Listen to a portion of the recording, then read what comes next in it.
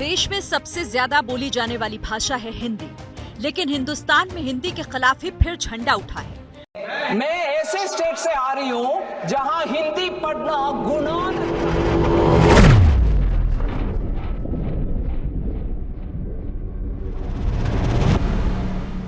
दोस्तों 1937 में सी राजगोपालाचारी के लीडरशिप वाली कांग्रेस ने जब हिंदी को स्कूल में कंपलसरी कर दी, तब तमिलनाडु में 3 साल तक इसका विरोध हुआ था। दोस्तों 1950 में जब नेहरू सरकार ने अनाउंस किया कि इंग्लिश को खत्म करके हिंदी को कंपलसरी बनाया जाए, तमिलनाडु में हिंदी विरोध की वजह से करीब 70 लोगों की जान गई। दोस्तों 1965 में जब सरकार ने फैसला लिया कि हिंदी को भारत का ऑफिशियल लैंग्वेज बनाया जाएगा, तो तमिलनाडु में ऐसा विरोध उठा कि हिंदी में लिखा गया सारे बोर्ड जलाए जाने लगे। दोस्तों तमिलनाडु से आने वाले केंद्र में 2 मंत्रियों को रिजाइन भी करना पड़ा। आक्रोश इतना बढ़ गया कि तमिलनाडु के तत्कालीन मुख्यमंत्री अन्नादुरई को 25 जनवरी 1965 को हिंदी के विरोध में शोक दिवस मनाने का फैसला करना पड़ा। राष्ट्रभाषा हिंदी है तो क्षेत्रीय भाषा भी हमारी अपनी है, तो सबका सम्मान हम लोग करते हैं। क्या आप अपनी रीजनल भाषा को आगे बढ़ाइए, उसके लिए कौन रोका है? सरल भाषा है जिसको हम पूरे भारत के स्तर पर पैन इंडिया देखते हैं। शायद स्टालिन जी को इस बात का एहसास नहीं होगा। 2000-3000 पुराना इतिहास है, तो इसको हम बरकरार रखना चाहिए। और आज साल 2025 में तमिलनाडु में एक बार फिर से लैंग्वेज वार होने के कगार पे है।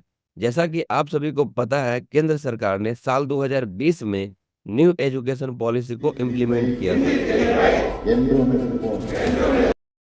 तमिलनाडु में इसका विरोध उस समय भी किया गया था और आज भी किया जा रहा है। डीएमके नेता एमके स्टालिन ने कहा कि यह नीति उनके राज्य पर हिंदी थोपने की साजिश है। उन्होंने यह भी कहा कि यदि न्यू एजुकेशन पॉलिसी तमिलनाडु में लागू होती है तो हमारा राज्य 2000 साल पीछे चला जाएगा। दोस्तों बेसिकली यह पूरा विवाद तब शुरू हुआ जब 15 फरवरी को union education minister Dharmendra Pradhan ने कहा कि राजनीतिक उद्देश्य की मैं उत्तर देना नहीं चाहता हूं। राष्ट्रीय शिक्षा नीति 2020 भारतीय भाषाओं को महत्व देना चाहिए।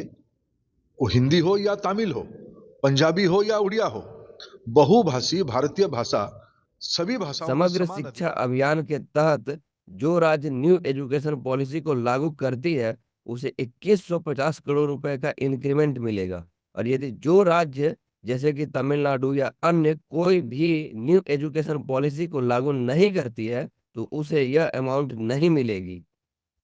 इसके जवाब में एमके स्टालिन ने कहा 2000 करोड़ क्या, यदि को 10,000 करोड़ भी मिलता है तो न्यू एजुकेशन पॉलिसी को तमिलनाडु में लागू नहीं होने दूंगा, क्योंकि न्यू एजुकेशन पॉलिसी लागू होना एक पाप करने के बराबर है, जिससे हमारा राज्य तमिलनाडु 2000 साल पीछे चला जाएगा।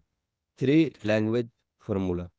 जैसा कि आप जानते हैं 2020 में न्यू एजुकेशन पॉलिसी लागू हुआ था, जिसके तहत प्रत्येक राज्य को 3 लैंग्वेज को एडॉप्ट करना था, जिसमें से एक तो मदर टंग, दूसरा जॉब अपॉर्चुनिटी को मद्देनजर रखते हुए इंग्लिश, और तीसरा इंडिया का कोई भी नेटिव लैंग्वेज हो सकती है।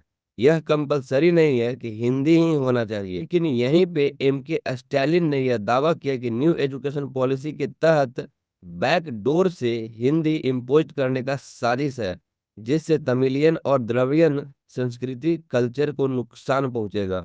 दोस्तों क्योंकि एंटी हिंदी एजिटेशन तमिलनाडु में 20वीं सेंचुरी से चलती आ रही है, लेकिन यहीं पर दूसरी तरफ डीएमके के नेता एमके स्टालिन तमिलनाडु में अरबी भाषा के बढ़ते प्रभाव को लेकर चुप है। यहाँ तक कि तमिलनाडु में कई जगह पर अरबी में पढ़ाई भी होने लगी है। स्टालिन के बेटे उदयनिधि स्टालिन, जो अपने सनातन नफरत के लिए जाने जाते हैं, जिन्होंने यह बयान भी दिया था सनातन एक डेंगू की तरह है, इसे खत्म हो जाना चाहिए।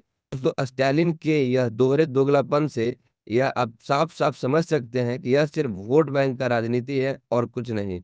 कोई भी भाषा से किसी का संस्कृति खत्म नहीं होता है। संस्कृति चाहे किसी भी राज्य का हो, वो हमेशा पूरी